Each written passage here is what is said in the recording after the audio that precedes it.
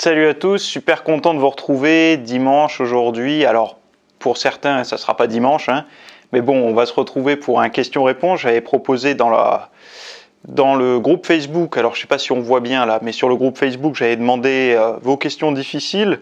Donc il y a pas mal de questions, là j'en ai récupéré 17. Je sais pas si on va toutes les traiter dans ce FAQ, dans cette FAQ, cette foire aux questions. Mais il y a pas mal de choses intéressantes et du coup on va voir un petit peu par exemple le sujet de l'entraînement après 40 ans, hop, le sujet des étirements, de la diète de maintien, quelle qualité chercher chez l'autre en couple et quelle attitude développer chez soi pour arriver à mieux allier un mode de vie basé sur la musculation et une vie de couple épanouissante pour les deux partenaires. Ben voilà, il y a de tout honnêtement et je suis super content parce que justement c'était le but, c'était vraiment qu'il y ait des questions un petit peu qui aillent plus largement dans le monde réel que dans le monde purement muscu, nutrition. Il y a de tout, il y a du pur muscu, il y a du style de vie, il y a, là on me demande ce que je pense de la warrior diet. Enfin bon voilà. Donc du coup on va trouver des réponses ensemble et souvent ça va être des endroits où on n'a pas l'habitude d'aller. C'est-à-dire on est un petit peu cantonné dans notre style de réflexion et j'aimerais par rapport à mon expertise et par rapport à des choses que j'ai découvertes vous apporter finalement d'autres trucs. C'est-à-dire que parfois on ne cherche pas au bon endroit. Parfois on s'acharne sur des mauvais trucs.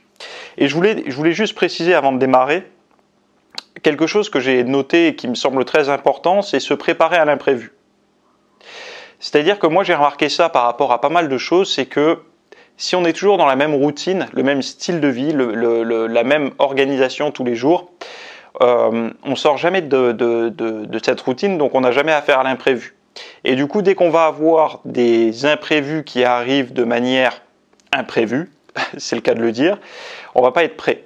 Moi, je pense que volontairement, des fois, il faut sortir un petit peu pas de sa zone de confort, mais de son cercle d'habitude pour pouvoir voir comment on réagit. Et c'est une des meilleures techniques que j'ai trouvées pour savoir exactement, par exemple, comment bien gérer sa diète. Je donne un exemple concret. Si on est habitué à rien faire le matin, par exemple, on fait que bosser, on a un métier, voilà, X ou Y où on bosse, on va manger le midi, etc. On va avoir une certaine dose d'appétit et tout ça. On va prendre un jour de repos, par exemple, je ne sais pas, il y a des jours fériés en ce moment, donc il va y avoir un jour férié, on va le matin faire soit un peu de sport, soit aller marcher ou autre, et on va se rendre compte le midi que l'appétit est plus présent. En fait, cet imprévu, ce changement de routine, nous montre que on a dépensé plus puisqu'on a plus faim. Enfin, en tout cas, on sent qu'on a plus faim. Donc ça, c'est des pistes en fait à noter pour comprendre, par exemple, que on est sur le fil du rasoir toute la semaine. C'est-à-dire que par rapport à ce qu'on mange et ce qu'on dépense, on est sur un équilibre. Et dès qu'on vient ajouter un petit peu d'exercice physique, ouf, ça creuse un petit peu, on a plus faim, etc. Donc, moi, ce que j'aime bien expliquer aux gens, c'est de travailler finalement après un stress, par exemple. C'est-à-dire que vous allez avoir un stress X ou Y dans votre journée et d'essayer, après ce stress, de faire les choses que vous faites d'habitude, c'est-à-dire aller vous entraîner, préparer à manger, enfin bon, tout un tas de choses qu'on n'a pas envie de faire parce qu'on vient de vivre un moment de stress, essayer de le faire quand même. Et de travailler là-dessus, en fait, pour travailler notre volonté et notre résistance au stress. C'est-à-dire de réussir à faire baisser le niveau de stress pour ensuite réussir à passer à une action X ou Y. Reconnaître nos besoins alimentaires aussi, ça c'est une bonne chose, c'est-à-dire que si on change finalement notre style de vie pendant une journée, c'est-à-dire qu'on va avoir d'autres habitudes, etc., on va essayer de reconnaître ce qu'il nous faut.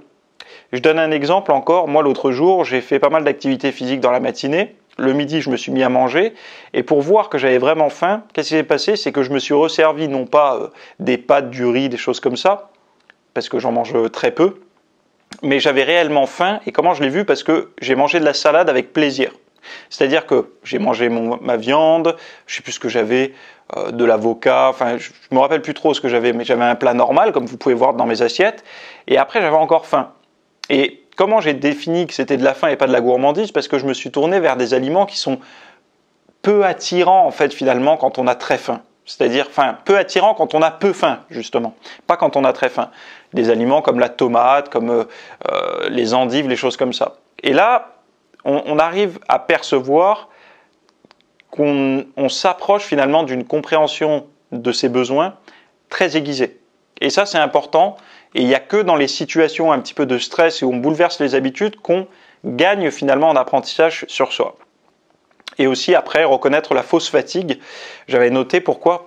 Là, c'est l'introduction de la vidéo. Hein. Après, pour tous ceux qui sont intéressés, les questions-réponses et tout, ça sera dans la suite. La fausse fatigue, c'est cette fatigue qu'on ressent avant d'aller s'entraîner, par exemple, qu'on n'arrive pas bien à définir. J'y vais pas, j'y vais pas, je me sens pas, etc. À partir du moment où on a eu une journée avec pas mal d'événements qui nous ont pris de l'attention, il est possible qu'on ressente de la fatigue. Mais cette fatigue est clairement une fatigue psychologique, c'est-à-dire c'est une fatigue psychique. Après, nous, quand on va aller s'entraîner, on va être beaucoup plus sur le physique, même s'il y a une partie mentale, concentration, donc psychique, on est beaucoup plus sur le physique. Donc, il faut reconnaître cette fausse fatigue. Il y a la vraie fatigue, la fatigue où on a eu une journée comme tous les jours et le soir, on se sent vraiment à plat.